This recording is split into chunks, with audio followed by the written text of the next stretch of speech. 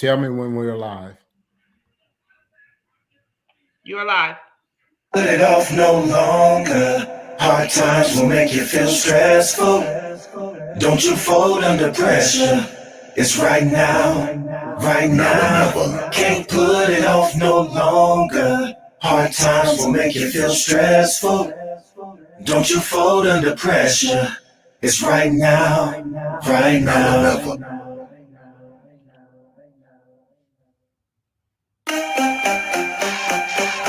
There's gotta be more to this life, man. Just waking up. Sister, stay cool, dog.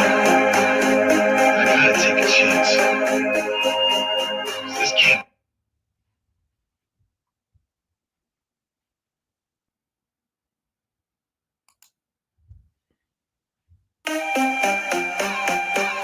There's gotta be more to this life.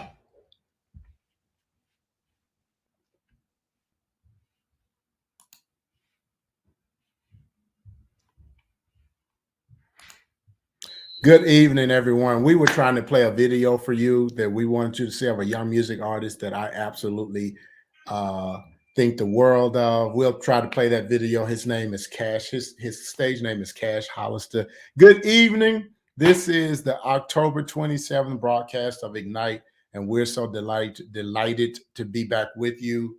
We have someone who is not only just a phenomenal person in and of himself, but I consider him a friend.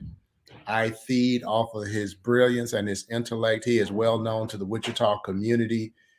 He is a journalist and author, and you're going to so enjoy talking with him with us tonight.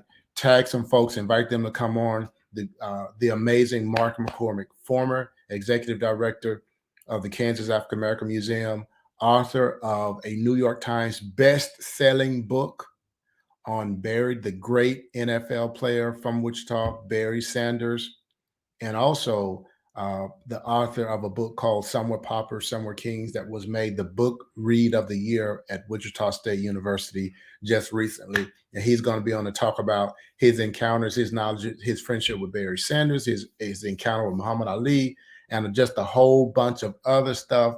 His knowledge, his experience is so widespread, and we're going to have a fabulous time tonight. So reach out, tag some folks, invite them to come on. Pastor Yolanda, as we're preparing to, before we bring on Mark McCormick and our co-host, Kai Green tonight, Minister Kyle will not be with us tonight. He's out this week. We look forward to having him back, but we'll bring on Kai in just a second. But Pastor Yolanda, you have some announcements you want to share with us? Yes, sir, I do. So we are in the last week of October, you guys. Can you believe it? So we want to come out. Our children have been cooped up in the house for long enough. And I think that we're learning they're struggling with their social skills. So we are definitely doing our trunk or treat this year.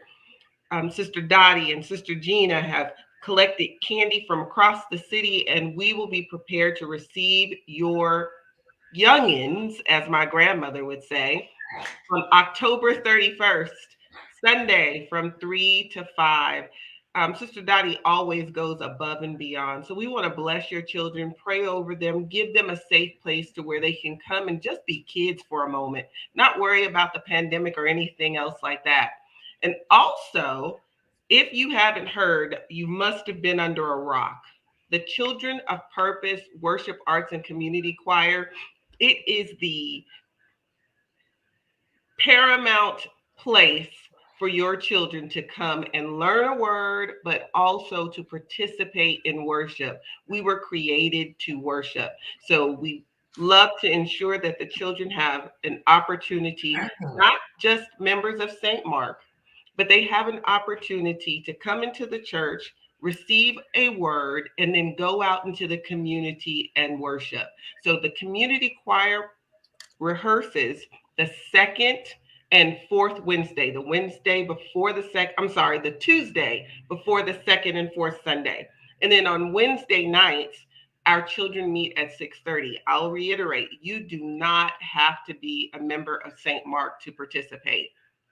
We are not a body just within walls. We are the church. We are the church at the heart of the city with the city at heart. So we just want to love on people the way God has told us to. And then finally, we have been impressing upon people to find your thing, find your it, find your specific God-given gift, your way to serve. We believe that wherever you go, you bring your little light, and your job is to let it shine in the name of Jesus. So whether you're volunteering 30 minutes at the YMCA for gymnastics class, or you're serving in your local church on Sunday. We pray it's at St. Mark, but we just want to engage people to come out of their homes, not to live in fear any longer behind COVID, but to be safe and to come out and do what God tells us to do and make disciples of men. He says, if I be lifted up, I will draw all men unto me. So use your God-given gifts to serve. That's all I have, Pastor Jay.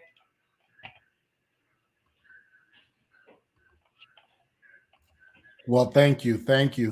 And all right, so let's bring on our good friend from all the way from Austin, Texas, the amazing Kai Green. So delighted and honored that he's with us.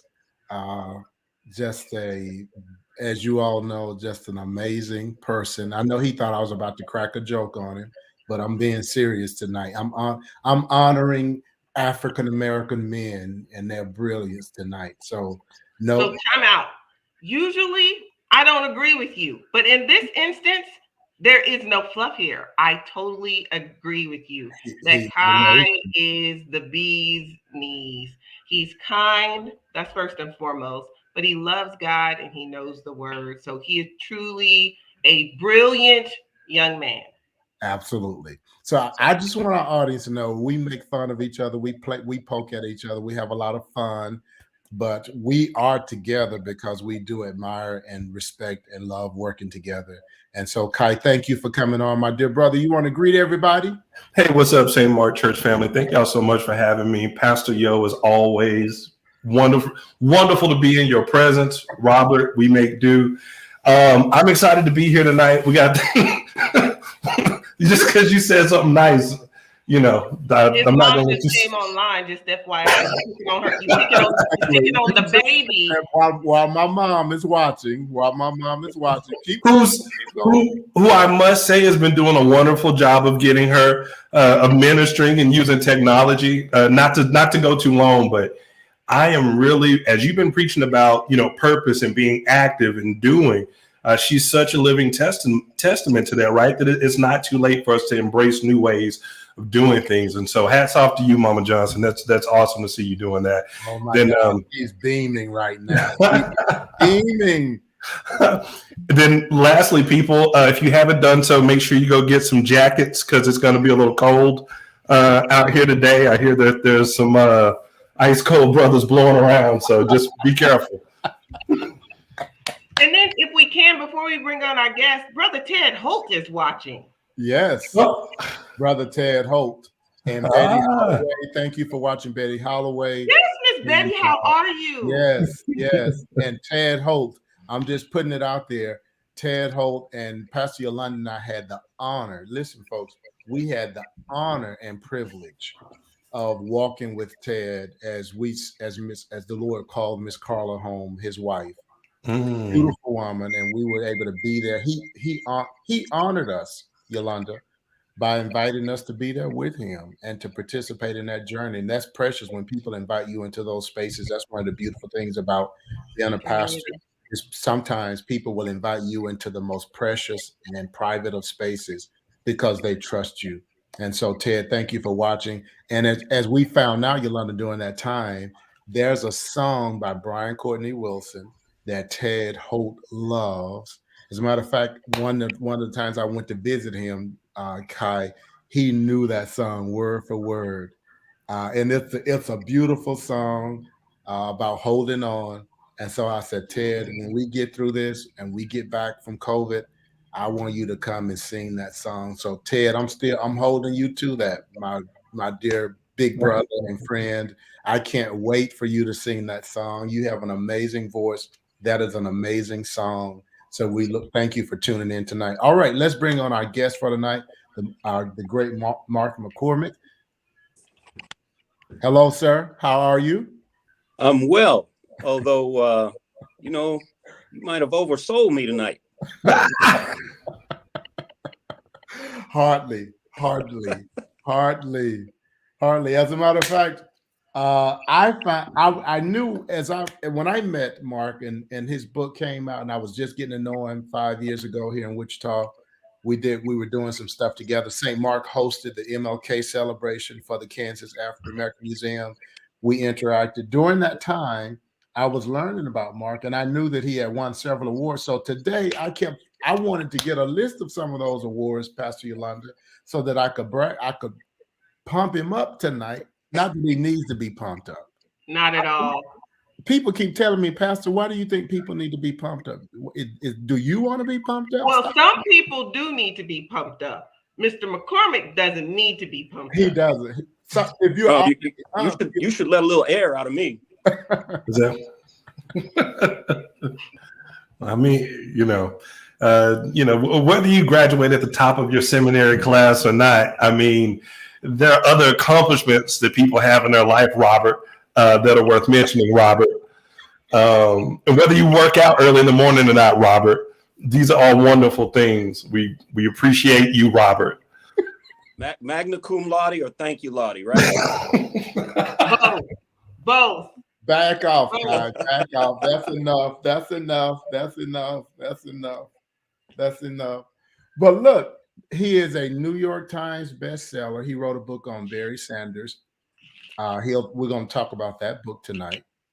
He also wrote a book that is highly heralded and critically acclaimed called Some Were Paupers and Some Were Kings.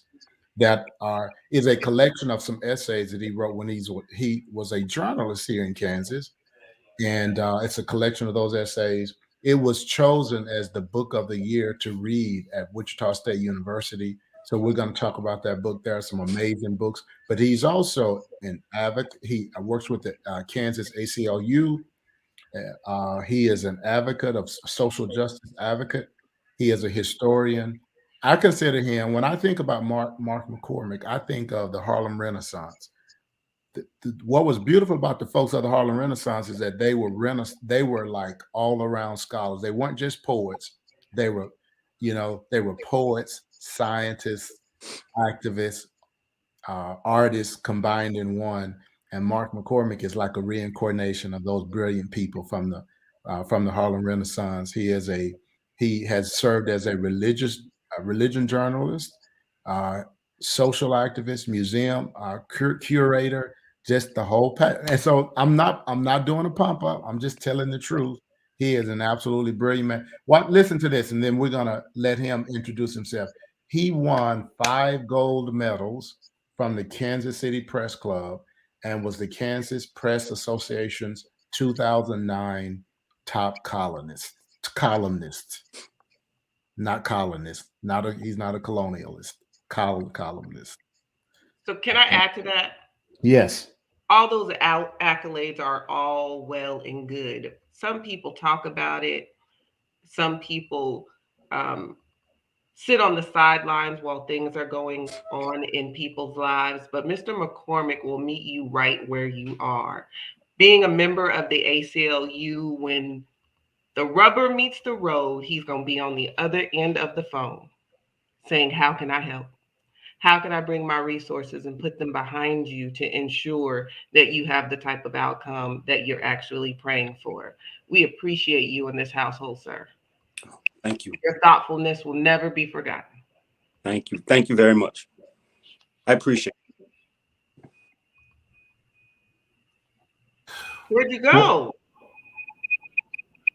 He's starting a watch party, but that's all right. So Mark, tell us a little bit about, let's just first start out with, how are you? How's your family? We miss you. We're so glad that you have a new opportunity down the road. And although we would love for you to still be here with us, how is the world treating you right now? Oh, pretty good. I tend to go where the battles take me. That was always a good road to take when I was a journalist. What we were called to do as journalists were to find and print the best obtainable version of the truth.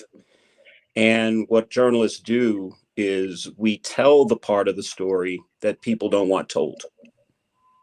So that's what I tried to do. And even at the Kansas African American Museum, I wanted that museum to be an activist museum. And so the shows that we did, like one of the last shows we did was about the Kerner Commission report, the riot report that came out in the 60s after all the riots, and talked about what caused the riots. We did a show about President Obama's mom, who was born there in Wichita. A lot of people don't know that. And some of his relatives actually showed up at the museum. We got to meet them. And then the ACLU came along and they were doing good work. And so I had a professor that I really loved in college. He used to say, if there's a good fight, get in it. So I joined the ACLU and joined the fight, and we fight on no fewer than 96 different fronts, 96 different issues. We focus on 3 issues primarily in this state, but the ACLU nationally, if there's an issue with regard to the Constitution or civil rights, we're there fighting. If I can ask a quick question, because I was just really wondering, for those that don't know, would you take a quick minute to tell us like what the ACLU, like what that even stands for? And I would venture to say this, I think for a lot of Christians, for some reason growing up for me, I always equated ACLU as not a friendly organization or not one that Christians would be associated with. I don't know if you've ever heard that stigma or idea, but if you could just tell us what what those letters stand for, what the organization, because I think some people may not know. Oh, surely. The ACLU stands for the American Civil Liberties Union. And we were established just over 100 years ago to protect everyone's civil rights and civil liberties, which means if you have rights embedded in the Constitution and they're being threatened, we show up to fight that battle. I've known about the ACLU for many years, primarily thought of them as do-gooders. I didn't necessarily put them in the civil rights category. Most of my knowledge of the organization had to do with our First Amendment work. We just won a big First Amendment case up here in the Shawnee Mission School District, where a school district was regulating the work of student journalists. I was a journalism student even in high school, and we learned then that young journalists don't leave their rights, their First Amendment rights, at the schoolhouse gate. Those rights follow them into school. So that's what we've been known for primarily. However, after the 2016 election, with the election of Donald Trump, we saw a huge surge in membership and donations. And at the same time, we introduced community organizing to the ACLU toolkit. And so not only were we fighting battles in courtrooms, we were fighting battles in legislatures, and we were fighting battles in terms of communications, and we were organizing people. In this state, our primary issues have to do with law enforcement accountability. If a police officer uses force and there's documentation, we believe that the public has a right to see all of those documents. If an officer has been disciplined, we feel like the public has a right to know, so that that officer just can't drift from police department to police department. We fight for, right now we're fighting for an end to juvenile justice fines and fees. So if there are households that don't have enough books, if kids are wearing the same set of clothes to school every day, why are we assessing huge fines and fees on these families that they can't possibly pay? We're fighting to eliminate those. And then, as always, we're fighting for voting rights. there is a new American voting majority. Young people, women, people of color. And in a number of states, there is dutiful, heavy, and serious work to make sure people from those groups do not vote in their full power. So I'll get off my soapbox now, but I think this is one of the most important organizations in the country. And your point about it maybe not feeling as welcoming to Christians, I think that may come from some of the lawsuits in the past that had to do with school prayer. But I think, as I said, I think this is a really important organization. We're well organized. We do a lot of fundraising to support these efforts, and we fight the good fight every day. Yeah. I appreciate that response. No, it's definitely was something I grew into to learn more down the road. And then just a quick plug, Pastor Robert, again, St. Mark, everybody that's listening, if you've been listening to Pastor Johnson, he's really been talking about how as Christians, we have an opportunity to serve and go and be. That's one of the beautiful things about this channel and this podcast that we've got going is that, people get to meet folks like you and hear about organizations that you're a part of, and then learning how they can take who they are as people and go and add to groups and organizations like this. So thank you for sharing that. That's why I like Robert so much. Like I was watching you all kind of pick and play at each other, and that there's nothing like good church fellowship and having fun. People think of being at church as kind of staid, but the church that I belong to in Louisville, the pastor used to say, "God loves you and I'm trying." And there was a whole lot of fun at church, a whole lot of learning. And, there were all these ministries that really spoke to, our hearts. There was an Afrocentric lifestyle ministry. There was a rites of passage program that I was a part of. I shepherded a lot of kids, through a rites of passage program. And it really carried over into my work. Like I worked a shift where I was off every Sunday and Monday, but I spent every Monday in an elementary school in my neighborhood in Louisville. And my job was to kind of corral the 4 or 5 kids that would disrupt the class so that the teacher could teach the rest of the kids. It was kind of a mentor, and I remember they couldn't say Mr. McCormick, so they just called me Kansas because they couldn't say Mr. McCormick. But I hope I'm not getting off on a tangent here, but everyone ought to spend time in a public school. They are microcosms of our communities. Whatever's happening in that community is happening in that school. I'll never forget, one of the classes that I sat with was a kindergarten class. And we found out one day when the little girl broke down that she was going home and her mother wasn't there. Her mother would disappear for days at a time. More people need to know about that. More people need to know the kind of role that schools play in the lives of children.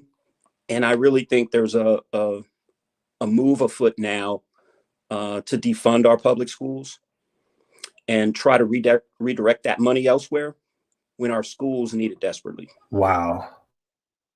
Yeah. Mark, we gotta pick your mind. You mentioned some of this just a minute ago, but tell folks who are listening, because we got folks listening not just here in Wichita and Kansas, but beyond. And there are some amazing people that have come out of Kansas and out of Wichita. Some of the most influential African Americans in history. Now, I think most folks, when they think of African American related history, they think of Brown versus the Board of Topeka, the Topeka Board of Education. They think of that, but there are some amazing people. As curator, director of the Kansas African American Museum, tell us about some of the folks and including some of the folks particularly the folks that will surprise our audience. Well, I'd be remiss if I didn't say that I had the benefit of some pretty good mentorship when I was there. And one of my mentors was Charles McAfee, the architect. And if you spent any time with Mr. McAfee, you would understand that he is an encyclopedia of African-American history in Wichita. One of his close friends was a man named Don Hollowell, who was born on Indiana Street.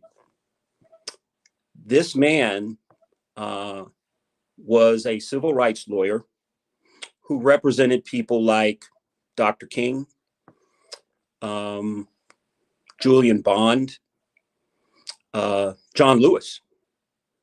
And one of the things that really stuck out to me about him was the kind of intense courage it must have taken in the 50s and 60s, trying cases for Black defendants in front of all white juries in rural Georgia and winning those cases. People used to put ladders up to the courtrooms just to see him operate. And there was an expressway in Atlanta named after him, but he also integrated the University of Georgia. He got the journalist Charlene Hunter Galt into the University of Georgia, and Hamilton Holmes, who went on to become a doctor. He was also credited, along with others, of getting Dr. King out of Reidsville prison. Dr. King had made some sort of minor traffic infraction, and they put him on a chain gang in Reidsville prison, and Mr. Hollowell got him out. Now, by the time that I met him and flew to Atlanta to interview him, he was already blind. And I'm not exaggerating here. From the payphone outside the airport, he gave me turn-by-turn directions to get to his house. This was an amazing person. And then one more is Gordon Parks. That was another one of Mr. McAfee's friends. He had a really bitter childhood here in Kansas, and frankly hated the state. And Mr. McAfee convinced Wichita State and Mr. Parks to get together because the school wanted to give Mr. Parks an award. And for the first time in a long time in his life, he returned to Kansas, and the relationship with the state thawed. But Mr. Parks still, I fear, does not get the recognition that he deserves for the kind of writer he was, the kind of filmmaker he was. A lot of his films in the early 70s and late 60s helped rescue Hollywood.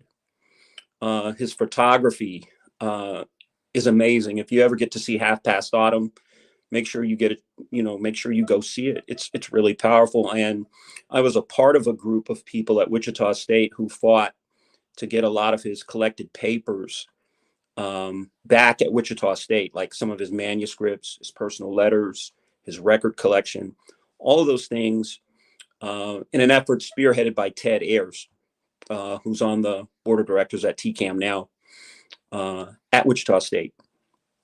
Two amazing people, and I could go on, about Art Fletcher and others, but those two stand out. And now, would you do a kind of a quick laundry list of more popular, well-known folks that folks know about, but they may not know that they have Kansas or Wichita origins? I'd say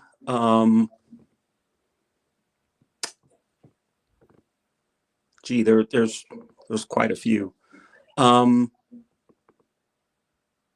guess I would start with my friend Barry. It's interesting, like we're in our 50s, and my kids have always known him as Uncle Barry. But my twins weren't aware that he was a football player or that he was a football player of note. My oldest twin thought Barry was a doctor. Had no idea he was famous.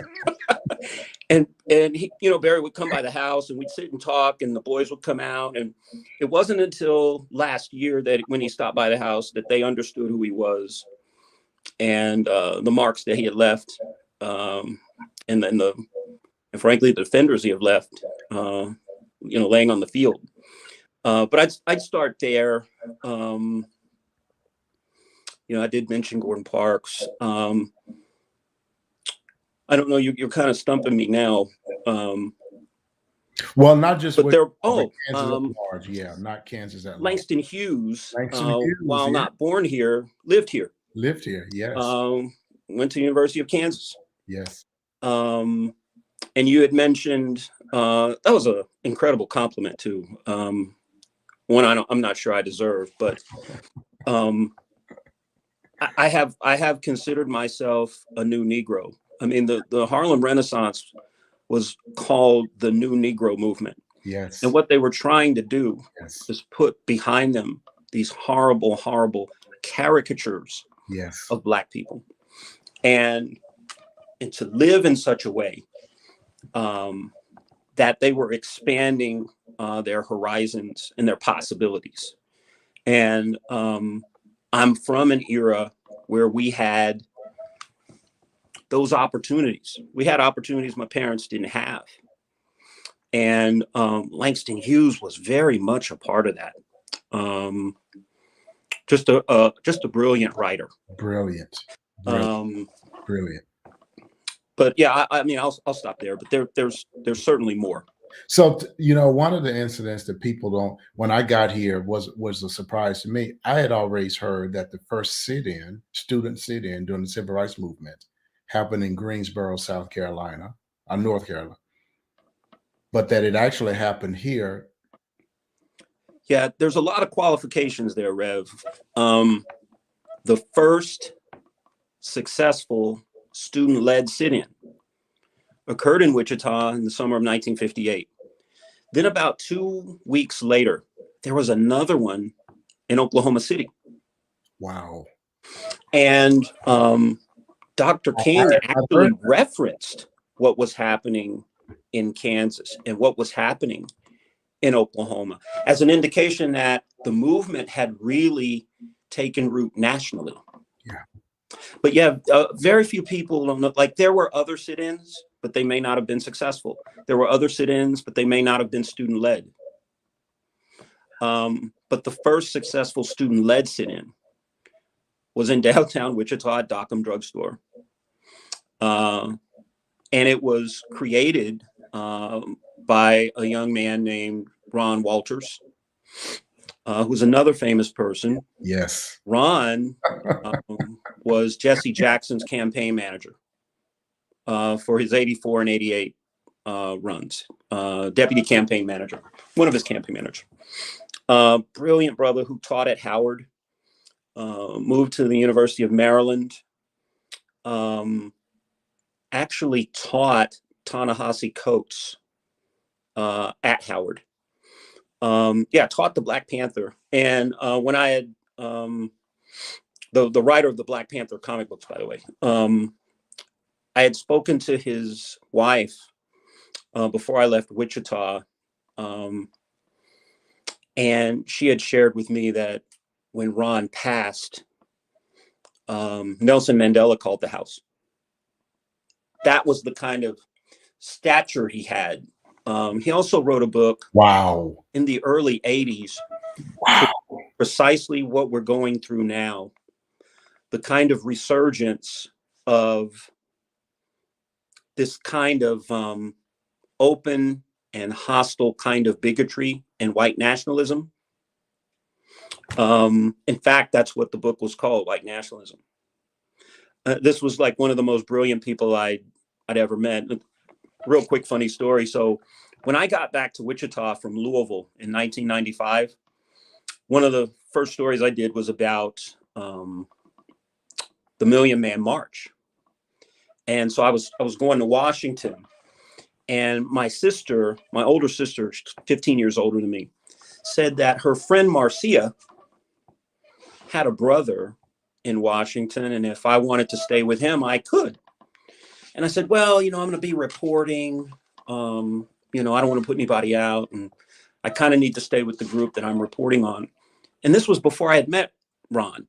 Ron was up on the rostrum with Maya Angelou. I mean, can you imagine the story I would have gotten if I had known who this man was at the time? Yeah, I turned down a night at Ron's house, you know, when I could have really gotten a big story. Wow, fascinating stuff. So here's another piece. When I got to Kansas, and I don't know why, I knew the story of John Brown. I mean, I consider myself well, here we go, because Kai's going to make fun of me. I was about to say I consider myself a historian. So, but so that add that to my list of accomplishments. Kai, just a historian. But when I got here, it had never occurred to me in all my reading about John Brown and slavery and the anti-slavery movement, and then it had never registered in my consciousness that John Brown is Kansan. That helped. Yeah. But until I move here and I go to Topeka for an event, and I go in the Kansas State House, and there's this huge mural of John Brown in the main hall. And I'm like, OMG, right? Because people relate most of that stuff to the deep South, the far Southeast coast. They don't connect it with Kansas. So that was one thing. The other thing is that the great writer Malcolm Gladwell, and many of our listeners probably have read several of his books, has spent a lot of time studying Kansas, because he has on his podcast, he has one of his podcasts dedicated to Hollowell and his work. Yes, and it is a fascinating. Really? Yes, you all have. If you don't look up Malcolm Gladwell, look up his podcast. And he early on, this is his third year. He does these, and one of his podcasts is on Hollowell and some story that Hollowell represented a guy who had been accused of rape. Yes. Yeah. And how Hollowell was involved with that. He also has a podcast that talks about the aftermath of Brown versus the Topeka Board of Education. And basically what Malcolm Gladwell does, he takes a story, he tells a story, and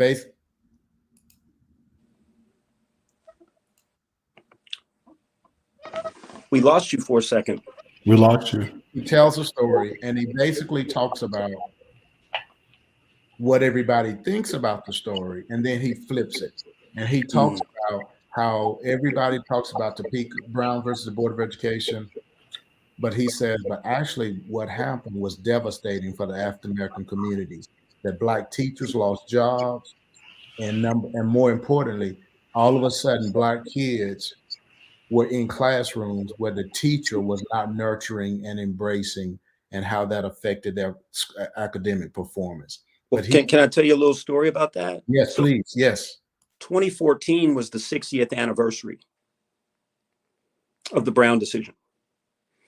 And there was a symposium at the University of Kansas. And I took my middle son, Kirkland, with me. Kirkland came to the symposium. And there were two events there that have stayed with me and will stay with me always. The first is I got to meet two of the Brown plaintiffs. They were from Virginia. 75% of the Brown plaintiffs were from Virginia, not Kansas. These people told me we didn't want integration. We feared integration. We feared Southern white people. What we wanted was the equal that we were supposed to be getting from the separate but equal. They were terrified of going to school there. And then there was this other guy there, a professor of history from Ohio State University, Hassan Kwame Jeffries. And he gave a talk that I've repeated the highlights of every chance I got.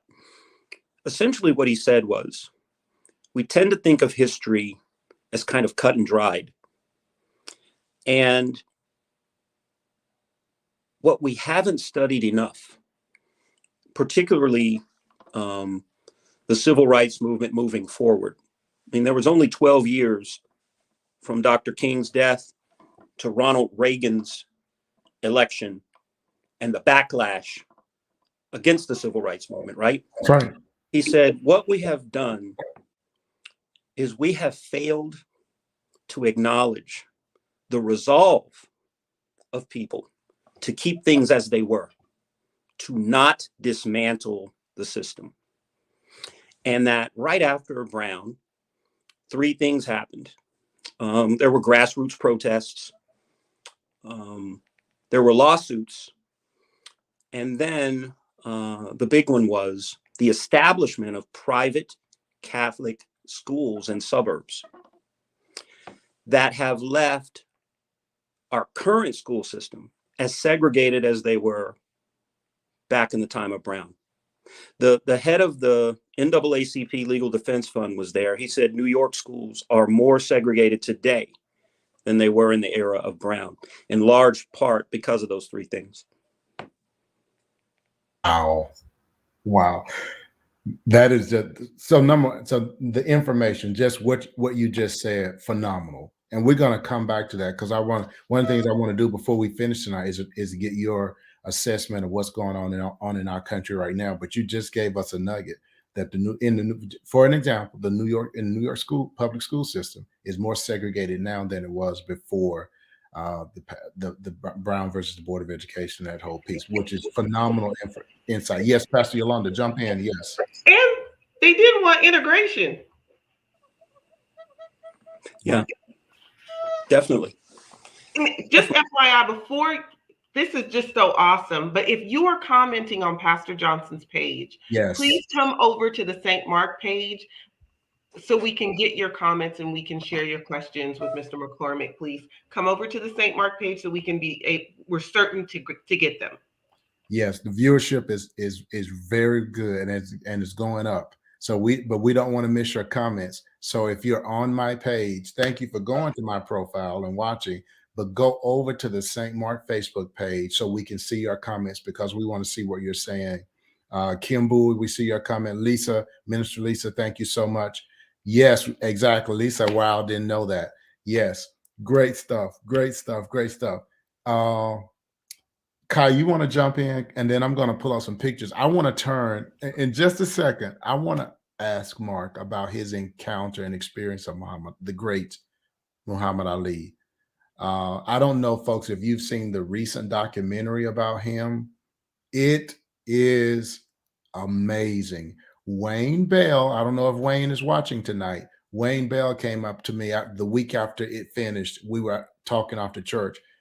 And he said, man, I literally cried at the end. Now, Wayne Bell, who's tend to be very kind of non-emotional, joyful, but just kind of balanced. You don't see Wayne said it, and I said, I absolutely agree. It is so moving. So, Mark, tell us about your encounter with him. Oh, you're gonna take me. I know we're switching subject. We're jumping topics.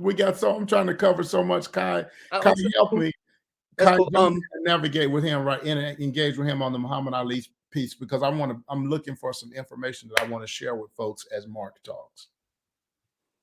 Do you want me to go ahead now? Yes, please. Okay. So yeah, I'm taking me back to Louisville, Kentucky, which was really my first newspaper job out of school.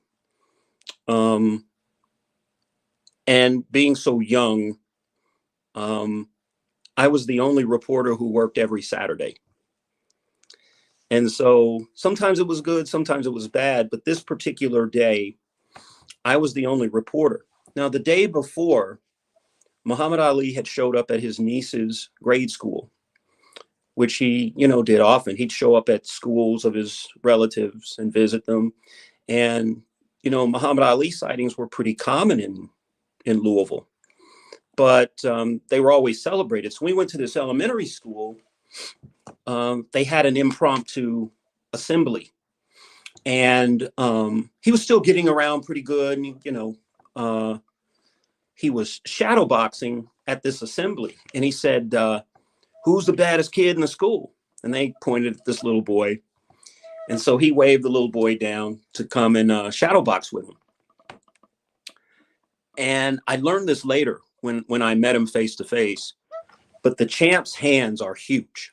I mean, they were like hams. And I was a grown man, and I looked at those hands and I was like, those are some big fists. Can you imagine what they must have looked like to this child when he started shadowboxing? And the kid just froze. He burst into tears. And there were television media there. He knocked over their light trees and dove in his teacher's lap. And the champ felt horrible that he had frightened this little boy. And he went to the teacher to make sure that he was okay. And the teacher said, yeah, he's fine. He's just excited about his birthday this weekend. The champ said, it's his birthday this weekend? I tell you what, tell him to come to my mother's house in Butchell. Butchell is like outside of Louisville. And I'll throw him a party. Muhammad Ali, the greatest of all time, baked this little boy a cake, did a magic show. I don't know if you've ever seen him do magic, but he has this trick where he can push his whole body weight up on his big toe, and it looks like he's levitating. He was pulling coins and scarves out of their ears. I mean, it was amazing. And it was just for this little boy and two of his friends, and I was there to cover it. And so I'm not ashamed to say this either. Like, the kids left, and I just dropped any pretense of professionalism and said, champ, I love you. I've always loved you. Almost started crying. And he grabbed my hand and said, assalamu alaikum, and brushed my cheek with his cheek. And I said, wa alaikum salam. And he said, are you a Muslim? Are you a Muslim, brother? I was like, no, but I know about the greeting. And he said, wait right here. He went into this back bedroom and came back with a Bible and a Quran. And for the next hour tried to convert me. And it became a story that I wrote later as a religion writer. I was the religion writer there. But he talked about how Christians translate their Bible and retranslate their Bible as many as 4 times a year, and how many different Bibles there are. The New International Version, the King James Version, the Good News Bible. And he says the Quran still exists in the form that it was in when Muhammad brought it from the mountain.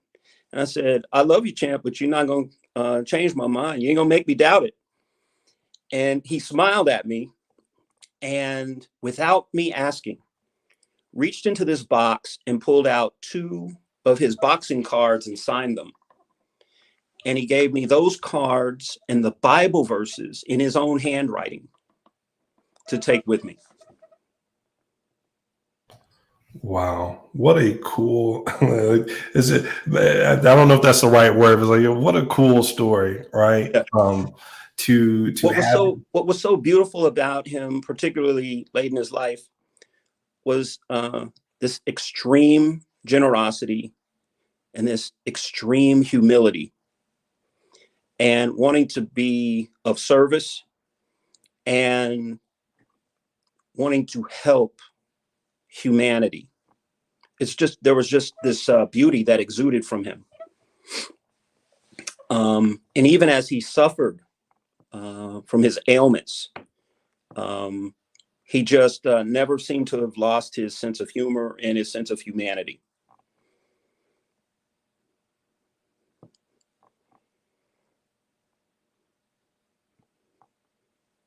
Oh, you're muted, Pastor. Jump in, Kai. Just enjoying the photo. Never seen that photo. That's a great photo. I Yeah. love it. That, and it's so true to his personality. He just had this huge, larger than life personality. Was full of humor and joy. It's interesting because I think he needed that, given all the things that he eventually went through. It's interesting that as we get further away from that moment when he uh, raised up as a conscientious objector to the Vietnam War and refused to go, that as time passes, his stance has become more and more influential among people who think about issues of advocacy and activism.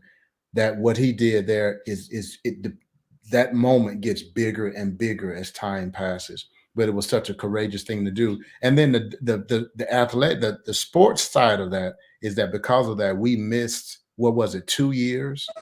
About 3 years of one of the greatest fighters that ever walked. Yes. Wow. So you see there, folks, and what an amazing story. Thanks for sharing. Hey, Mark has a gazillion of these stories. I want to encourage you all to get his book. Some Were Paupers, Some Were Kings. Just the title that, like, I want to be friends with somebody who would write a book and name it. With that, but that's so we'd already such a taken Harlem care of that, Renaissance, new Negro kind of flow right there. I absolutely love. Let's talk about the book talk about the book, where the title come from, and then share quickly, Mark, 2 or 3 of your favorite stories that come out of the columns that are part of the anthology of the book. So both of my parents are from Boley, Oklahoma, historic all-black town. And my parents were from an era where they enjoyed country music. And my dad enjoyed a lot of the stories in country music. And so he spent a lot of his life in Los Angeles. That's why I had moved around a lot.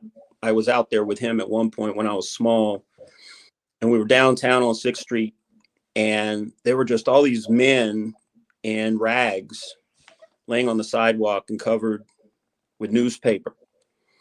And we were heading into some restaurant supply store because my dad was about to open a barbecue restaurant. And I was afraid of the people on the street. I guess he felt me like leaning into him, and he said, don't be afraid of these people. These are just people with broken hearts. And he would say over and over again, some were paupers, some were kings, some were masters of their art. But in all their shame, they were all the same, those men with broken hearts. Wow. And it's an old country song. And I didn't learn that until many, many years later when I was writing a column that's in the book about a man who froze to death in a van there in Wichita. And he froze to death in a van on a night that was so cold, people brought their dogs in the house. And when the story ran the next day, it was like this little short story, maybe 2 or 3 paragraphs that barely mentioned his name. There was nothing about if he had family or if anybody loved him, if he'd accomplished anything. And that's one of the pieces in the book. And I had wanted to do a book of my columns, but I thought I only had about 5 good ones. And my good friend, Dr. Gretchen Ike, tremendous historian there, has her own publishing company. And she said, Mark, you have more than 5 good columns. And not only did she want to publish the book, she and her husband, Mike Poge, she fished that line out of the column. So the name of the book came from Gretchen, which she pulled out of that column.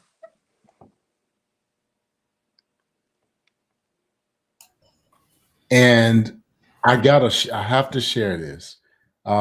You are friends with Leonard Pitts, great columnist Leonard Pitts, who, by the way, came. We had the pleasure of hosting him at St. Mark Oh, wow. What was that? Yeah, but in 2019 he came and spoke, and he was absolutely phenomenal. He's amazing. He is amazing. He is amazing. He's amazing. I spoke in at Bethel College recently, and he introduced me, Wow. and it was the thrill of my lifetime to have someone of his stature introduce me, because I didn't know him before. Yeah. He's just amazing. Just amazing. I want to read for our audience a statement that he has. This is a comment on your book, on the book. Some were paupers, some were kings.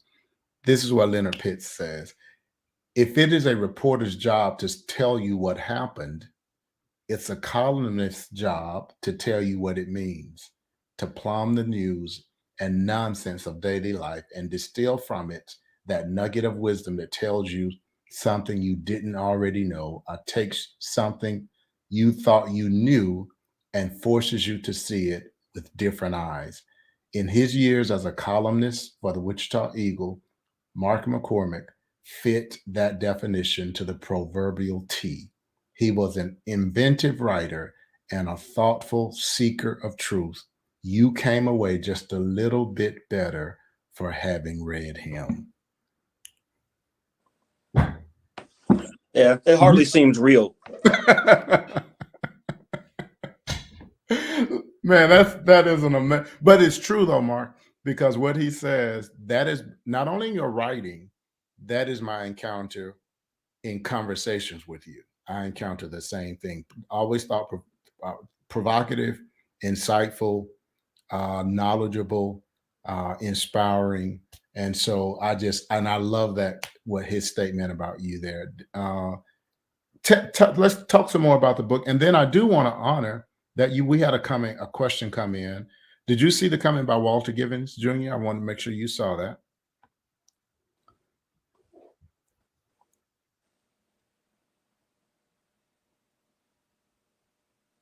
Can you see it? I was about to say he's on the smaller screen. We might want to read it. So it says, Mark, That's incredible. Thank you. Yeah. And then here's a question. I mean, he's testing these chronologically gifted eyes tonight. I'm watching this on my phone. He's on his phone. We were trying to get him on his laptop, but we had to go to the phone. And then there's a question here from Steve Miller. What specifically, and this kind of turns us in a different direction, but we'll jump in. Steve, thank you for watching. What specifically is the ACLU doing in Kansas to combat Republican gerrymandering efforts that could adversely impact Black and Hispanic voting? That's a great question. First of all, we're encouraging everybody to get involved. There's an old cliche that if you're not at the table, you're on the menu. This is the quintessential example of that.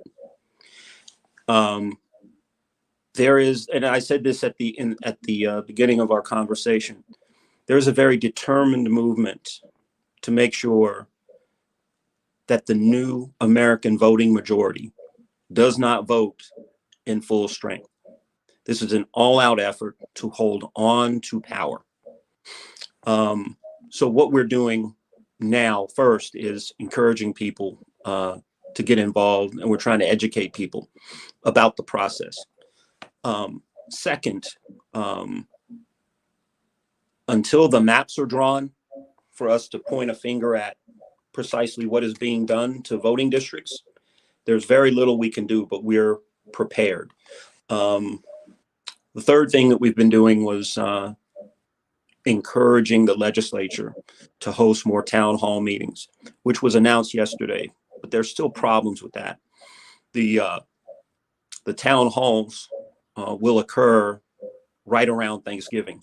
So it just seems to us that it's more important to actually have the event than have people go there and attend it and learn and have a robust discussion about voting and voting districts.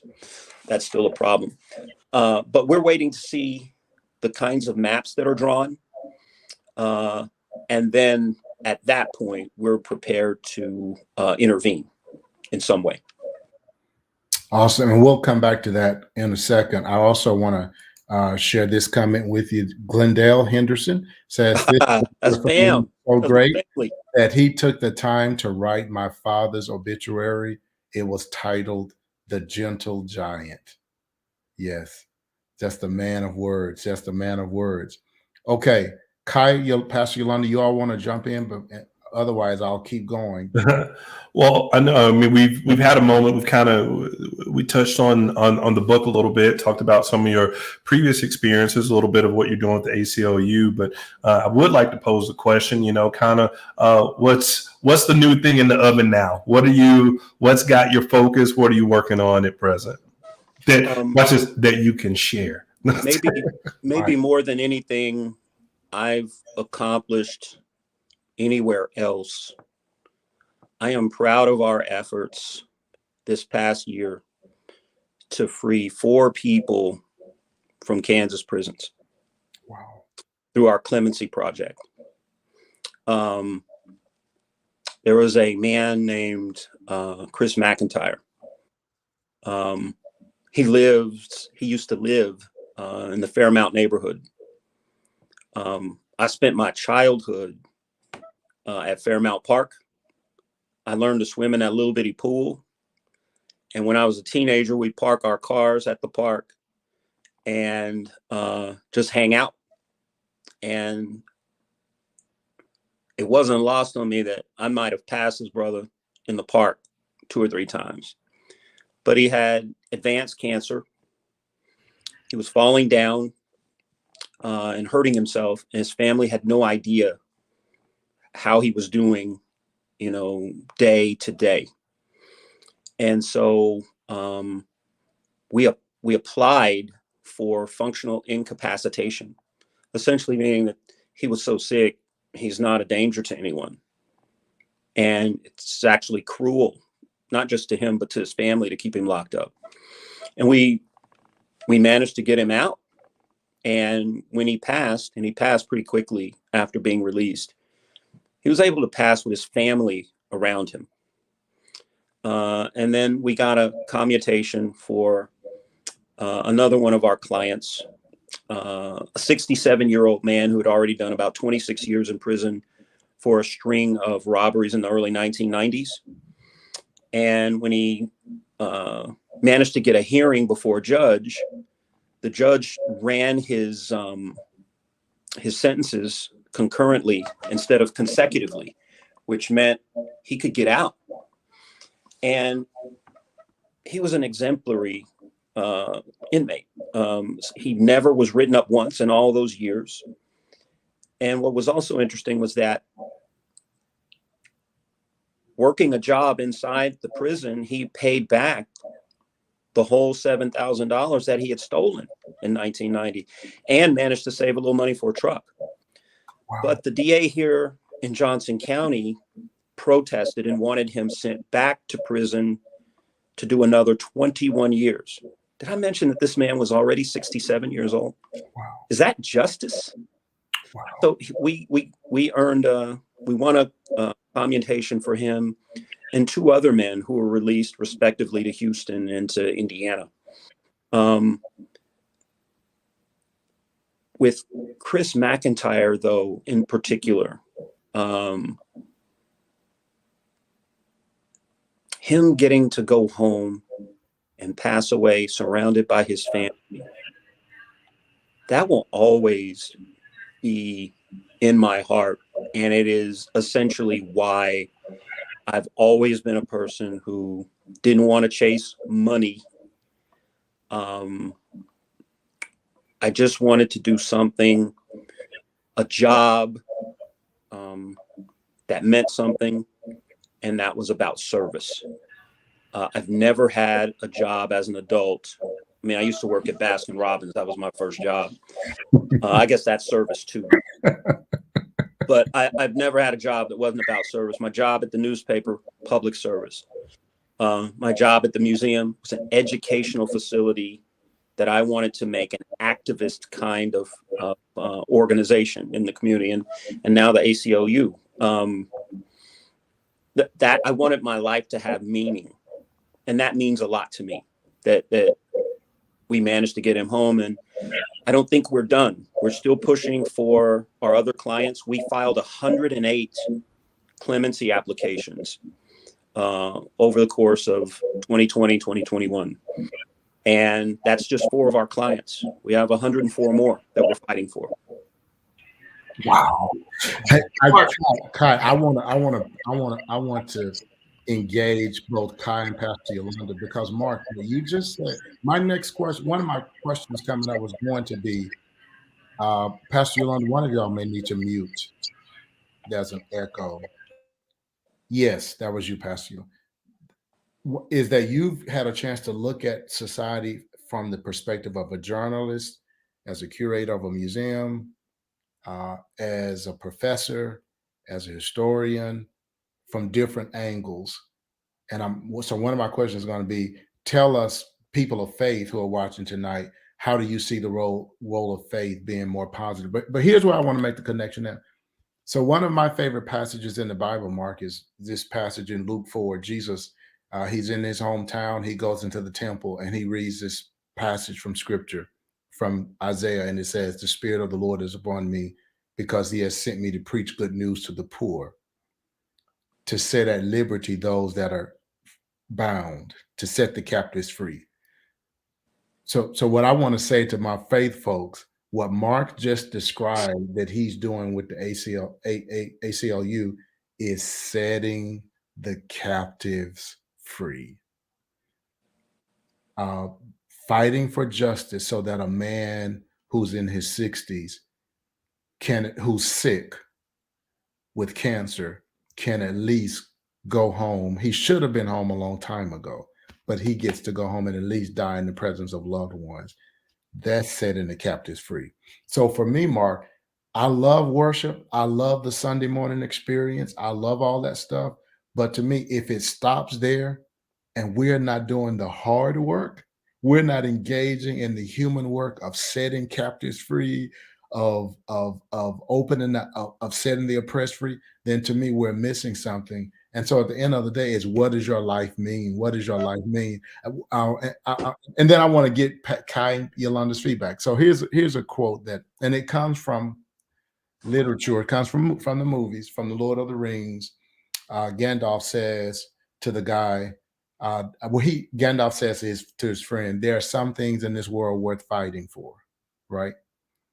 There's some good in the world, and they're worth fighting for. And to live one's life fighting for things that matter, and then having one's life to mean something, and that you've dedicated yourself to that. Because I see myself, it's interesting. You're not a pastor, you're not a preacher, but that's the same conviction I have. That's the same conviction that Kai and Yolanda have, is that, like, I have this gift of life.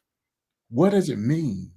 And either I can spend it being selfish, either I can spend it chasing money, power, or I can spend it making a difference for others, being a servant. And you've done that. I gotta let Pastor Yolanda and Kai jump in. Any thoughts on that?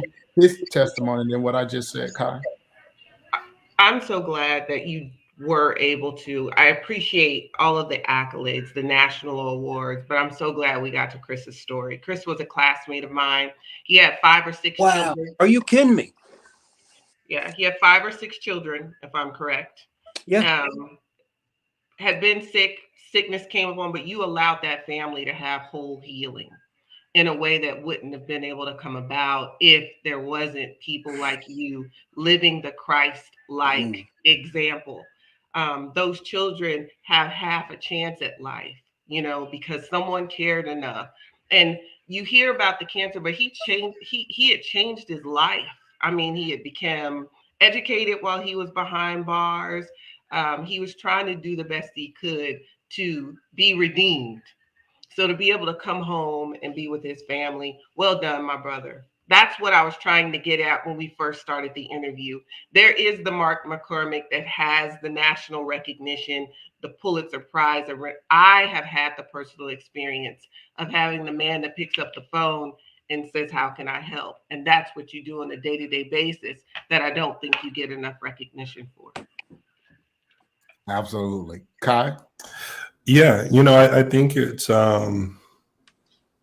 trying to find the right words. I think I'm thinking about last week's interview, right? And one of our guests used the word legacy, right? And that's really what we're talking about, from how he was talking about the champ legacy, what he's wanting to do with his life and his motives, his reasoning behind it.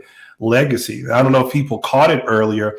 I won't get it exactly right, but earlier he was talking about what it means to be a journalist, right? And he said part of being a journalist is telling people telling people the truth that others don't want heard.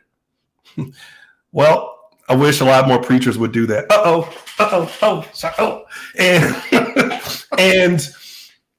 And there's this, but he talks about this beauty, right, of just telling truth and then figuring out ways to practically live out being that truth in other people's life. Sometimes we make our faith so complicated, so complex, and we leave it, again, bottled up in the church, not understanding that there's ways for us to live our values out through the ACLU, to live our values out through a pen, to live our values out by writing and just getting involved. Go to Oklahoma, take Julius Jones.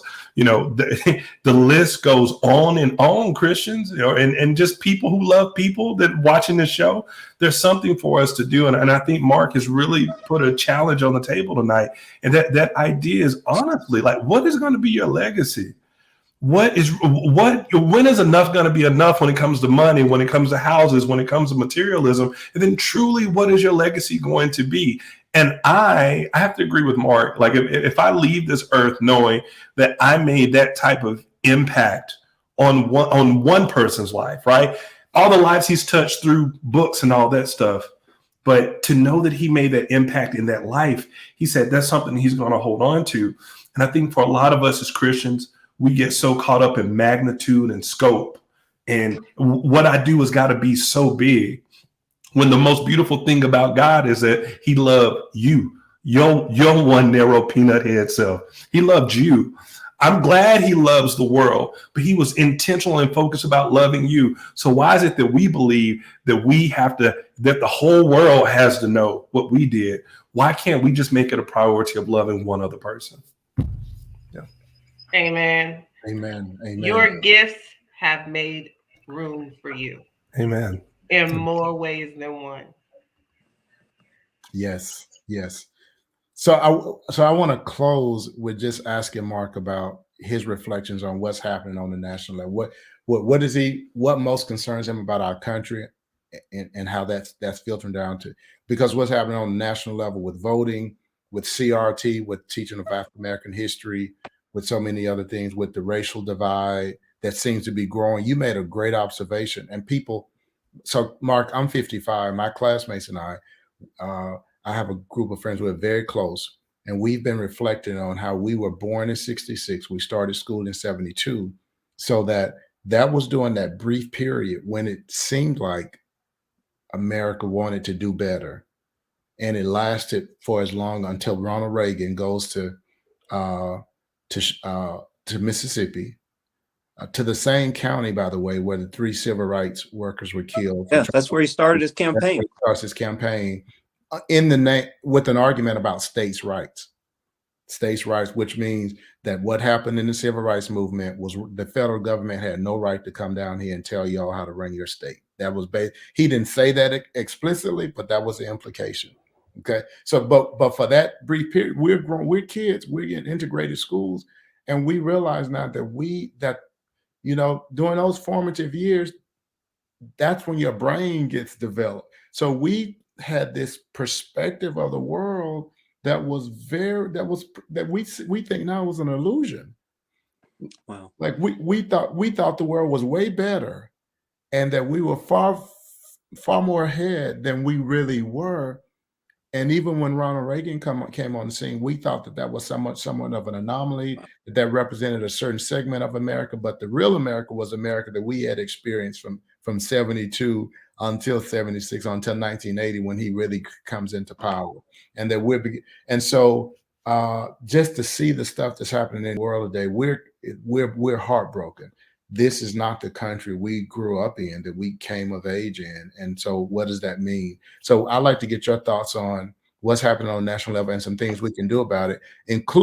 But let me run some history by you guys. Just we were talking about the Harlem Renaissance. Mark mentioned Oklahoma. Did you know that what happened in Tulsa? There's a book you all can read called Black Fortunes to get this story. The Tulsa riots happened, Kai. The Tulsa riots happened where we call it Black Wall Street, which is so interesting, Yolanda, when people say Black people are not industrious, they just want something from the government, which is absolutely not true, because it's a lie from the pit of hell. Pit of hell. In less than 50 years after slavery, Black people had built Black townships where they were prospering, where there was wealth. They had banks, they had their own hospitals, their own hotels. They were their own fire department. And the white community, out of jealousy and fear of their success, came in and burned those towns down, killed people. It happened in the Tulsa riots. But a segment of the people who survived the Tulsa riots in 1921 moved to Harlem, New York, and become the foundation of the Harlem Renaissance. Wow. Did you know that? Did not. I didn't know that until I read that in the book. It's called, Pastor Yolanda, if you can find a picture of that book and then put it under brand so we can post it. It's called Black Fortunes, and it talks about 6 or 7 people who were the first very wealthy Black people in American history, including Madam C.J., the lady who preceded Madam C.J. Walker in the hair business. There was a lady who, Malone, as a matter of fact, in St. Louis, Missouri, her mansion is still there. And to this day, Wayne Bell is from St. Louis. He says they have an annual parade in her name. But you can go to St. Louis now and you'll see her mansion. It looks like a hotel, which the house. But she preceded Madam C.J. Walker. Madam C.J. Walker actually took her ideas from her. But she's one of the people. But the folks in Oklahoma, one of those guys helped to can't think of his name, but he helps to create the Black Wall Street movement. Wow.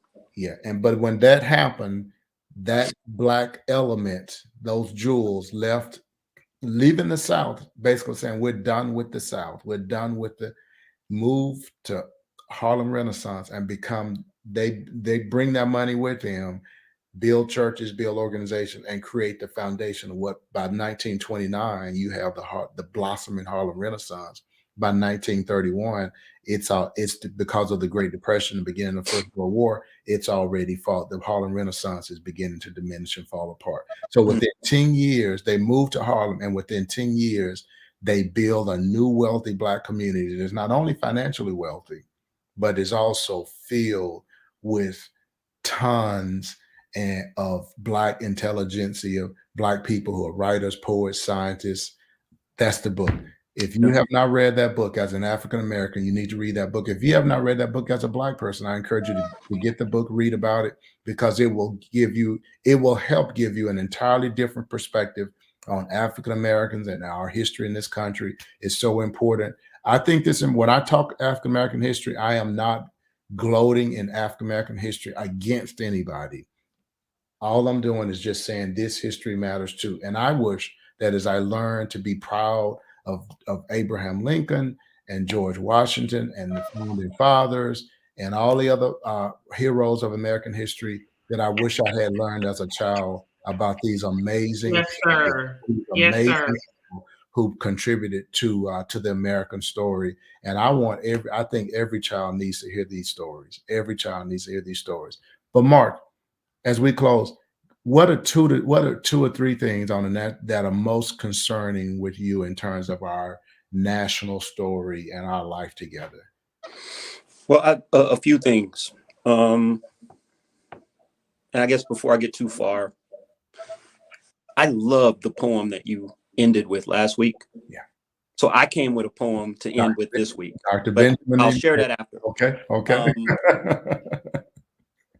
I had 3 things in my mind that I wanted to reference. One, in our country, we would really benefit from radical empathy Wow. and radical accountability. Wow. Pastor Yolanda, put those on the screen. Now, I wish Just that give was us give us a moment to inhale that.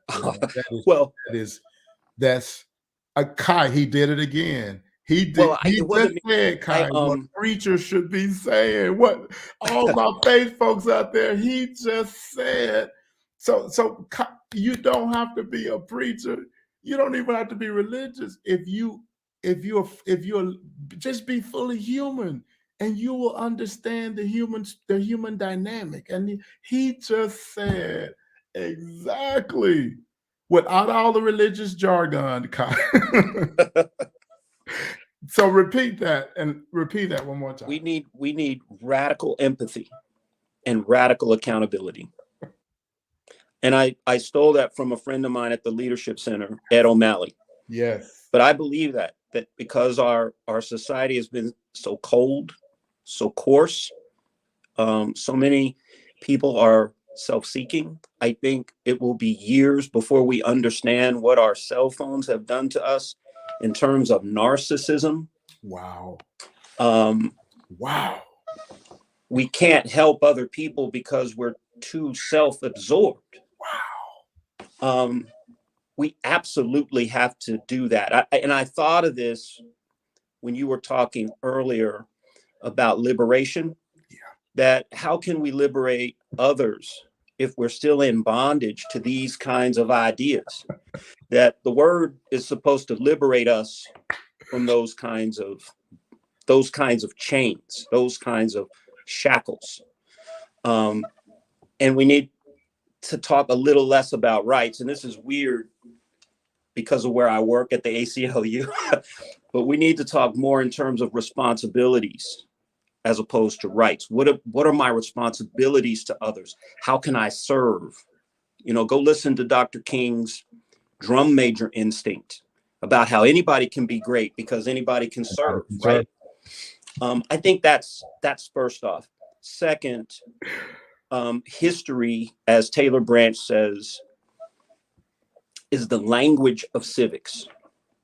And our democracy is teetering because people want nostalgia rather than history. And we've talked about this, Rev. They don't want real history. They have this kind of Leave It to Beaver image of what America was, but even that wasn't real. That was in Hollywood. We need to understand, as Neely Fuller said, that if you do not understand white supremacy, everything else will confuse you. Wow. We need to understand that fundamentally. Wow. And then we need to also understand that when we're talking about systemic racism, we're not talking about anything interpersonal. We're talking about systems and processes that operate against people and produce what is being produced. Yeah. Systems produce what they're designed to produce. We have to change the system if we want different outcomes. And so we need to understand that race was an organizing principle for the country. And I think that's what certain groups of people are fearing.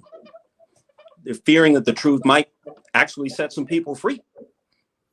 And then lastly, I think we need a new and healthy Republican Party. That there are elements that have taken over the party and are holding it hostage. And I'm old enough to remember President Nixon resigning and how it was another Republican who went to the White House, Barry Goldwater, and said, hey, this is over. And they stood up for the republic. They stood up for the nation. For the nation. And I know people have run third-party campaigns. They tend not to work. They tend not to win. What they actually do is throw the election one way or the other.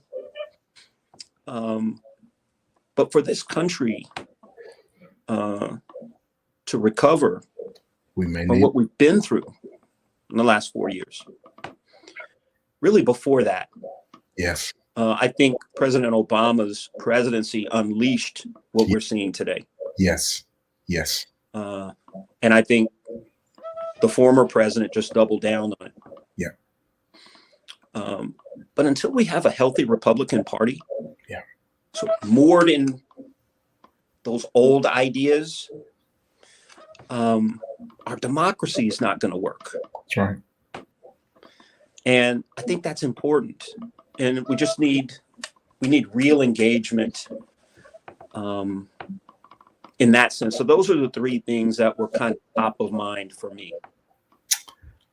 Amazing. I love the fact, Kai, that I asked the way I phrased the question was, what are the issues that most concern? And instead of talking about problems, or instead of talking about pointing a finger at certain, he started with radical empathy and radical accountability, which begins with each one of us, right? Like that's something that each one of us has to live into first, because I can't, if I'm not practicing radical empathy and accountability, I have no authority or power, to use church folks language, to hold anybody else to those standards. So that has to begin with us, which is again a reflection of someone who's making an effort to live an authentic human life.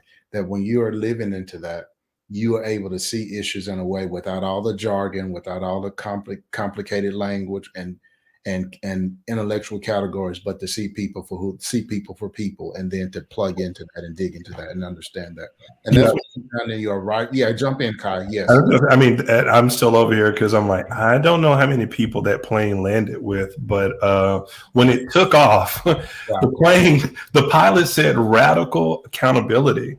And, for me, a lot of work in diversity, equity, and inclusion, this is usually where I lose people and the sticks get thrown at me because I'm going, it's great what we want other people to do and how we want them to be, and we want to inspire them. But what this brother just said is so important, is that radical accountability means that you can't lay it aside when it's not convenient.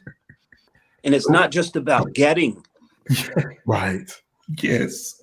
Right. It's a compromise. It is a compromise. It's realizing where people are in their journey, understanding that people aren't going from 1 to 10 overnight. It's let me just say this. It's a lot. And in the line of work that I do, it's probably one of the most challenging parts of it. And I always tell people, at some point the shoe is going to be on the other foot. Right. So how do you want to treat people? How do you want to interact with them? Because ultimately you're going to be held accountable for something. And the way you treated other people, that's how they're going to treat you. And when you're ignorant or don't know or just in a bad place, the last thing you want is people going off with your head. You're going to want somebody to take a little time with you. So thank you for that. Radical accountability. Radical accountability, radical empathy, and then radical accountability. Which the empathy piece, of course, huge, and you lead with that, Mark. You can tell it just oozes from you. You have that whole Isaiah persona where God says, "Whom shall I send?" And your response, your answer has always been, "Send me." Terry Rice, there's a comment from Terry Rice, who I so greatly respect, and who is an intelligent, brilliant mind herself. And a leader, just an amazing human being. We had a lot of success when I was at the museum. We never missed a budget, not 1 year. Wow. And nothing we accomplished would have been possible without Terry and her support. Yeah. So I'm a bigger fan of hers than she is of me. Terry is huge. So Terry reminds, she's one of the people, she's a hero of mine in this sense, that and I talked about this on Sunday, Kai, that people say, oh, if you ever bless me with $1 million, whatever the amount is, $1 billion, how all the wonderful things I would do. But we all have been given some kind of a amazing gift of some sort, multiple amazing gifts, whether that's intelligence, writing skills, whatever. Terry has been given this gift of influence in this city, and she uses it for the sake of everyone. She spreads that influence around and puts it in places where it's most needed. It's like God has given me a gift, and for as long as I can, I'm going to use it. Radical empathy and radical accountability. I'm going to use that. That's Terry Rice. That's Terry Rice. That's Terry Rice. Radical empathy and radical accountability. So awesome. All right, Mark, it's 8:32. We gotta let you go. We're gonna let our folks go. Thank you all for hanging on. This has been an amazing conversation. Did he get his poem? That's what I'm about to call for the poem as we close.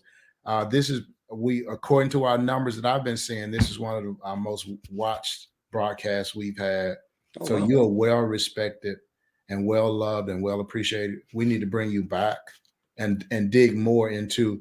So I'd like to bring you back in dialogue with you and Kai and Pastor Yolanda and Pastor Kyle about some solutions, like dig more into what you did at the end here, digging into some solutions for how we move forward. Well, if you need me, the only thing that'll beat me there is the front end of my car. Okay. I like it. All right. Close us out. I love porn. I know you have an amazing poem for us. Oh, I got this from, I'm back in Louisville again, but it's by Carl Wendell Hines Jr. It's called A Dead Man's Dream. Now that he is safely dead, let us praise him, build monuments to his glory, sing hosannas to his name. Dead men make such convenient heroes because they cannot rise to challenge the images that we would fashion from their lives. And besides, it's easier to build monuments than to build a better world. So now that he is safely dead, we with these consciences will tell our children that he was a great man, knowing that the cause for which he lived is still a cause, and the dream for which he died is still a dream, a dead man's dream. Wow. I really like that. Drop the mic. Snap the finger. That was amazing, and such a reflection of your heart and your your intelligence, your heart. And I appreciate you all. Thank you so much for letting me fellowship with you tonight. This was a lot of fun. We look forward to having you back. My spirit. Let's plan to let's put it on the calendar to come back, and so we can dig more into solutions. Folks, thank you all for watching tonight. We look forward to seeing you back on Wednesday night in St. Mark. We look forward to being in fellowship with you and worshiping with you on this coming Sunday. Thanks for all of you who commented and gave your input. We're sorry we missed so many comments because many of you all were on my profile. So next time, make sure you go to the St. Mark Facebook page. Pastor Yolanda, you have a final announcement and we're done. Dress Down Sunday. Kim Bowie said, come in a St. Mark shirt and some jeans, relax and worship with us. And worship. Absolutely. All right, folks. Good night. Out and touch somebody's hand. Make this world a better place. All right, Kai. All right, St. Mark gonna really want to bring you in now. It's like we got to get back to Pastor Gordon. We want to sing and preach. Get Johnson out of here, man. Good night, folks. Thank you for watching. We look to see you soon.